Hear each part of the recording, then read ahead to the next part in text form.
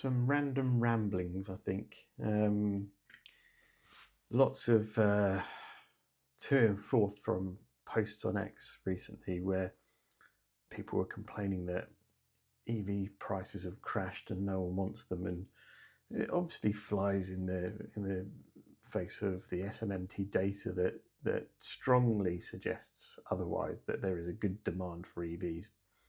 And I just wanted to talk about why why are prices so low with EVs, and you can buy brand new electric car for under £10,000 with a Dacia Spring, and that's a top of the range posh spec one with vehicle to load, fully loaded. So why are EVs cheap? I mean, it's brilliant that they are. They're more accessible to more people, and that's what they should have been all along. Is kind of have that affordability. Although their list prices still need to come down, but why is it?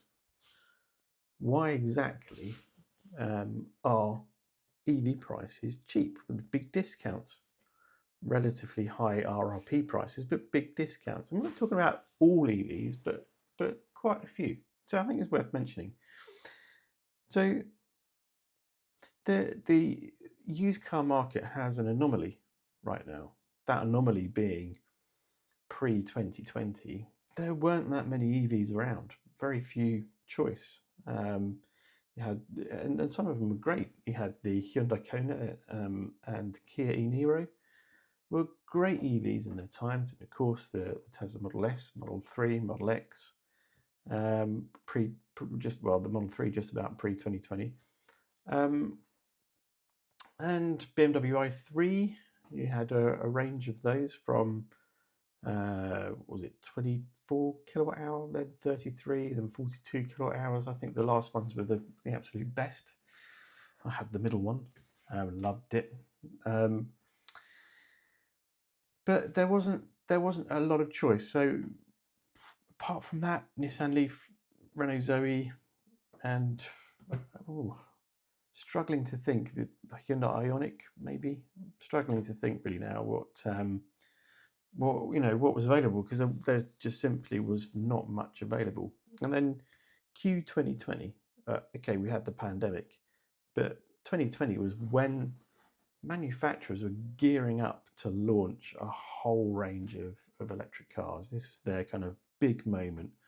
So the Stellantis group was kind of newly formed around them between the merger of PSA, which is Vauxhall, Opel, Peugeot, Citroën, DS automobiles, and it merged with other brands like Italian brands like Alfa Romeo, Dacia, do they? I don't know. And then American brands as well, Jeep, for example. So you had this kind of like pan-European American merger going on, quite a big group. And they, don't want to say flooded the market, but had a lot of products coming to market. You had the Vauxhall Corsa, then the Vauxhall Mokka, then you had the Peugeot E208, and then the E2008. You had the DS3. What came from Citroën? Oh yeah, the Citroën EC3. Is it EC3? Yeah, sounds about right, doesn't it? What was it the for? Can never remember. Anyway, was it 4? No, was it 4? Yeah. Anyway, leafy size hatchback thing. Yeah. And then you had Polestar coming along with the Polestar 2. You had the Volvo XC40 launching. There was just loads suddenly came from nowhere. And 2021 was the year that the company that I work for introduced salary sacrifice for EVs. And what are we now? 4 years on from that launch, and it looks like mini Norway. It honestly, work looks like I've just landed in Norway. because every other car is an electric car, and they've got so many charge points at work as well, and too many cars needing to charge and not enough chargers, and there's 40 or 38 chargers at work, 22 kilowatt chargers. And we need like 4 times as many to charge those cars, and that's probably not even going to be enough as well. But there's just this, in the last 4 or 5 years, an absolute explosion of EVs onto the market. And what we've seen coming off the market after the 2 or the 3 or your 4-year lease or PCP deals is all of these cars going to auction, and then a bidding frenzy. There was a kind of blip around 2022, 23, early 23, probably very late 2021 to very early 2023, when we had that supply chain issue where we had the chip shortages. We had BMWs shipping without some features, for example, because they didn't have the chips for it. We had other manufacturers that weren't selling particular models in their range, and they're kind of restricting their range. And there was this huge demand for new electric cars, and they just could not manufacture enough because of this chip shortage, and the prices went through the roof. We're talking like a massive surge in price, literally overnight. And that's taken a long time for those prices to fall. But what we did see over that period is, leasing salary sacrifice really taking off for EVs. And of course, those are coming off those leases now, and they're hitting the market. So where you had like very few choice of cars leading up to the end of last decade, your i3s and your Zoes and your Leafs and your Konas and your e-Neros, pretty much all your choice. There's all of a sudden a massive surge hitting the used car market. We've had this flip as well. So when we had that chip shortage, the price of used EVs and used cars were going through the roof because people just need a new car, and so if they couldn't get a new one, they'd get a second-hand one. So the prices have come from an artificially high point, and they've hit the market en masse through lease auctions and things. And all of a sudden, these cars have appeared all over Auto Trader, and there's a huge competition to fight to sell these electric cars. And I've spoken to a couple of second-hand electric car dealers, and they're struggling to get the stock because there's such demand for them for sale. So it's complete fallacy that there is no demand for used electric cars. There's a massive demand, and there's a massive supply. The prices are low because so many cars hit the market at the same time. And this is the situation we're in. We're in a kind of flux, a kind of mid-disruption point.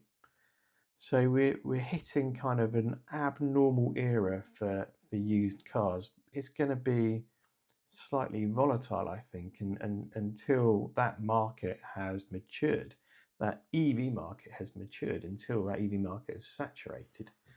So we're going to see a lot of disruption going on in new and used car sales for the next 10 years.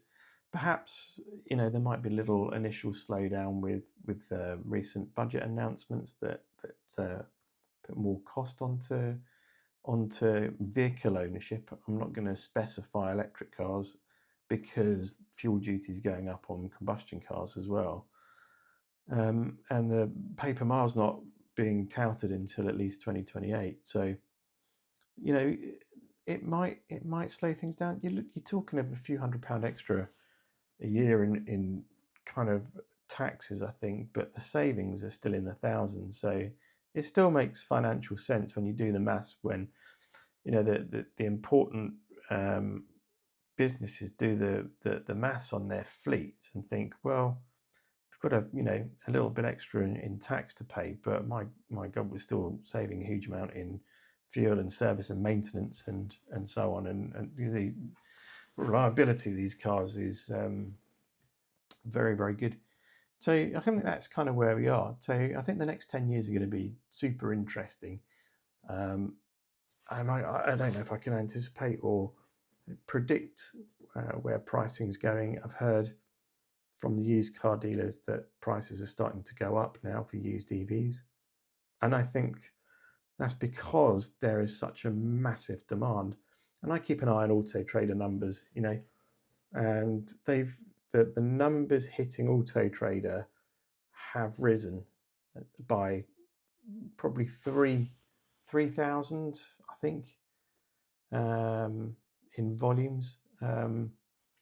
So there's a heck of a lot of EVs coming to market that are coming off these lease deals and PCPs, and it's an absolutely brilliant time to buy an electric car right now because prices are so low. As I said, Dacia Spring under 10 grand. I posted a load on X today, EV deals, just the small cars. And there's so many small cars to choose from now as well. And all well under 20,000. So starting at under 10,000, going up to about 17, I think was probably the most expensive. And all reusable range in them, even like the Dacia, kind of limited to 140 miles of WLTP range. It's fine for commuting, fine for your kind of chores and you're running your kids about or whatever you do. It's fine for that. If you're going to do the boring jobs, and you don't want the cost of running a petrol car, just get an EV to run around in. It's not a big deal. It's just a car. It's got a different propulsion system. So it just makes more financial sense, I think, to kind of look at electric cars for that purpose. So, it's great to see that there's small hatchbacks now hitting the market at really, really competitive prices to petrol and I don't know if they do diesel small hatchbacks anymore. Anyway, I won't ramble on much more, but yeah, I just kind of wanted to brain dump that because it's hard to put all of that into a post. As you can see, this is like 12 minutes long of me rambling. So that's it really. Until the next time.